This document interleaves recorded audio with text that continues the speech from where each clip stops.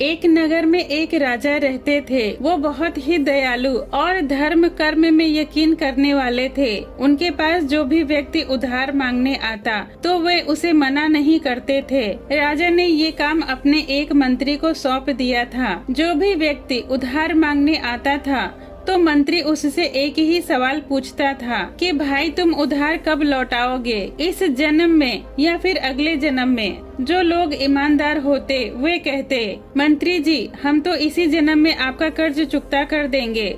और कुछ लोग जो ज्यादा चालाक एवं बेईमान होते थे वे कहते, मंत्री जी हम आपका कर्ज अगले जन्म में उतारेंगे। अगले जन्म में उधार वापसी की शर्त से कुछ लोग राजा को मूर्ख समझते थे और अपनी चालाकी पर खुश होते थे। एक दिन एक चोर ने यह बात सुनी तो वह भी राजा से उधार मांगने पहुंचा। उसे मालूम था कि राजा अगले जन्म तक के लिए रकम उधार देता है। उसका मकसद उधार लेने से अधिक राजा की तिजोरी को देखना था। अब चोर ने राजा से कुछ रुपए उधार मांगे। राजा ने मंत्री को बुलाकर उधार देने के लिए कहा। मंत्री ने चोर से पूछा, भाई इस जन्म में लौटाओगे या फिर अगले जन्म में? चोर ने कहा, मंत्री जी मैं यह रकम अगले जन्म में लौटाऊंगा।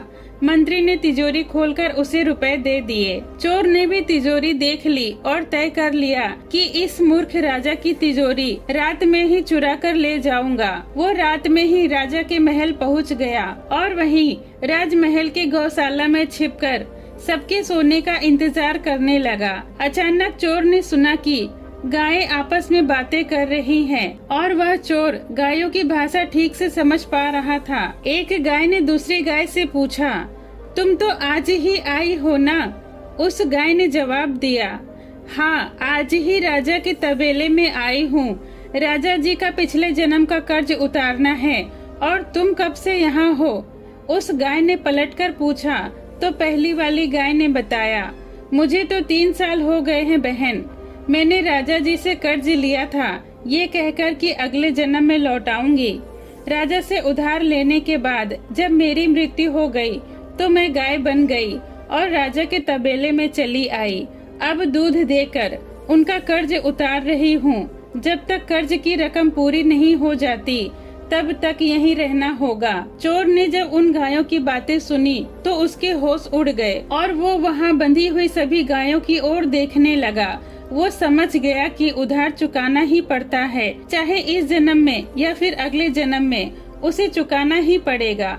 वह उल्टे पांव राजमहल से भाग गया और अगले दिन सुबह होते ही जो कर्ज उसने लिया था उसे मंत्री को लौटा दिया और बही खाते से अपना नाम कटवा दिया। तो दोस्तों इस तरह से हर व्यक्ति को कुछ न कुछ लेन देन के हिसाब चुकाने होते हैं और इसी कर्ज का हिसाब चुकता करने के लिए इस दुनिया में हर कोई अलग अलग रूप लेकर आता है। जैसे कोई बेटा बनकर आता है तो कोई बेटी, कोई पिता तो कोई माँ, कोई पति तो कोई पत्नी, कोई मित्र तो कोई शत्रु बनकर आता है। चाहे दुख हो या सुख हिसाब तो सबको देना ही होता है।